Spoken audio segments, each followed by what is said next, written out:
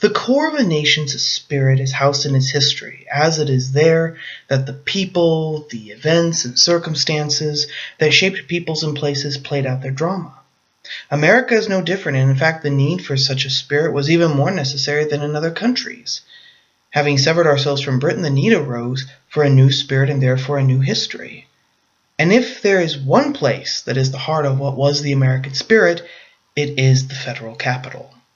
Starting even before Jefferson and Adams had gone to their reward, the federal Capitol began to become the tabernacle of American history. Starting in the early 19th century, for example, Congress commissioned several artists to portray titanic moments in American history. Perhaps the most famous of the 8 paintings commissioned were those of John Trumbull, whose paintings, such as the Declaration of Independence, upon which he started work in 1818, and George Washington's resignation, which he began in 1824, have become iconic in the national memory of America. They are instantly recognizable even when the name of the artist escapes us. On par with Trumbull's work is most definitely the Apotheosis of Washington, which was painted by the Italian artist Costantino Burmidi, which he began in 1862, to complete the dome of the Capitol.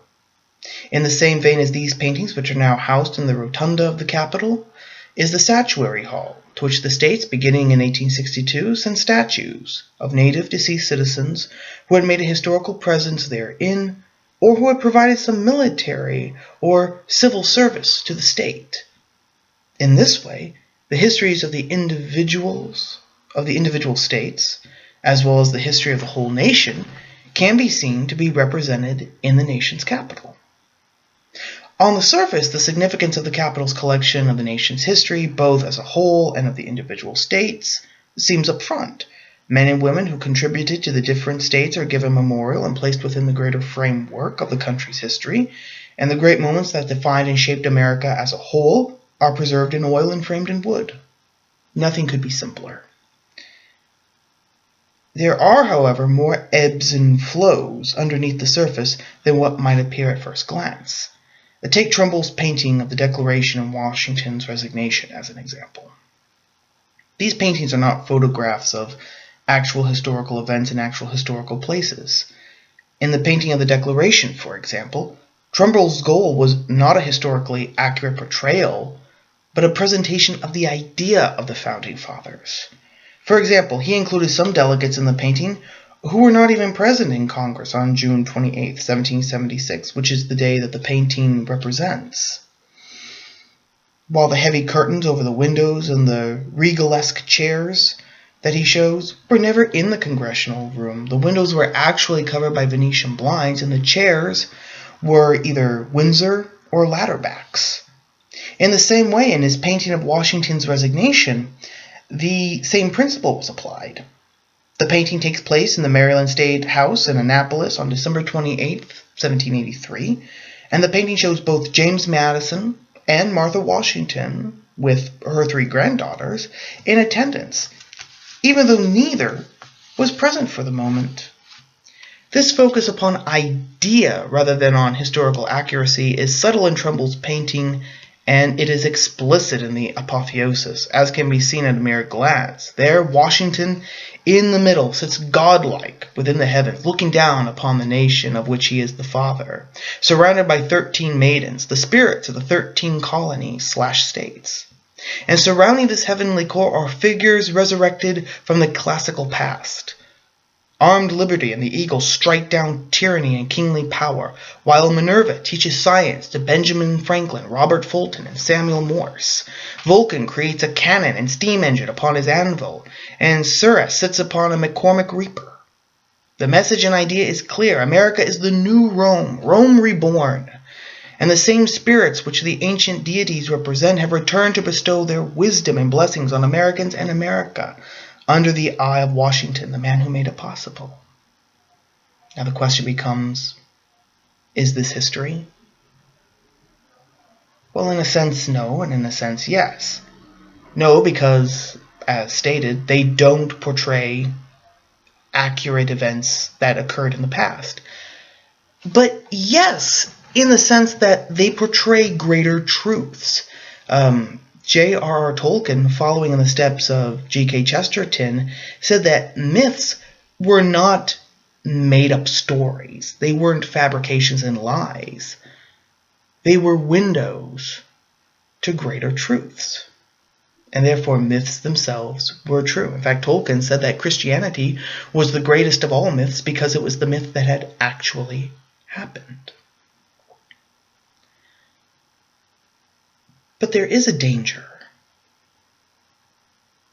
to this mythic history because it's an idea.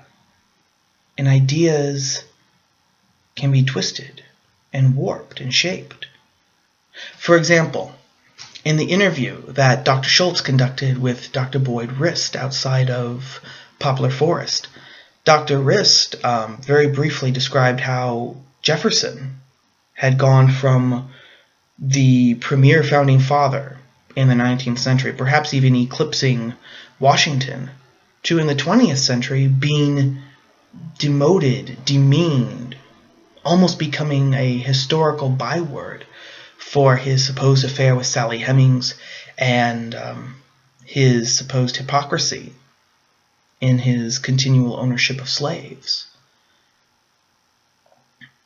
And we see this ability of ideas becoming warped if the perspective of the creators of that myth being cast asunder and exchanged for something else. This is being seen right now in the Statuary Hall. The Statuary Hall is where each state puts its best foot forward, as it were. The men and women that the states choose to represent in the Statuary Hall show the face that the state wants to represent.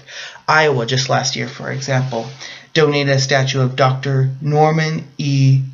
Borlaug, who is the father of the Green Revolution, for his work in food production and his fight against hunger, which is very poetical, with Iowa being some of the farming heartland. My own home state of Missouri in 1899 donated a statue of Francis Preston Blair, who is credited with helping to save Missouri for the Union side by defending the federal arsenal in St. Louis. But now there is an effort to change history. Virginia, for example, has a statue of Robert E. Lee. Mississippi has a statue of Jefferson Davis. And there are now people on Capitol Hill who are saying that these statues must go.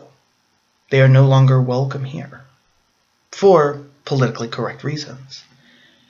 And we see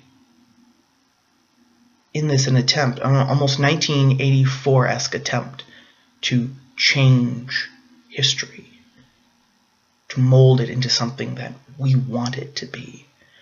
And so the lesson is clear.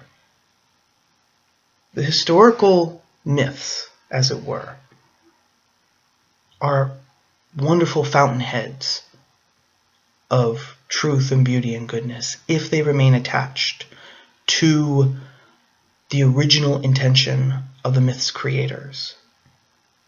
If they're detached from that, then the myths will run mad.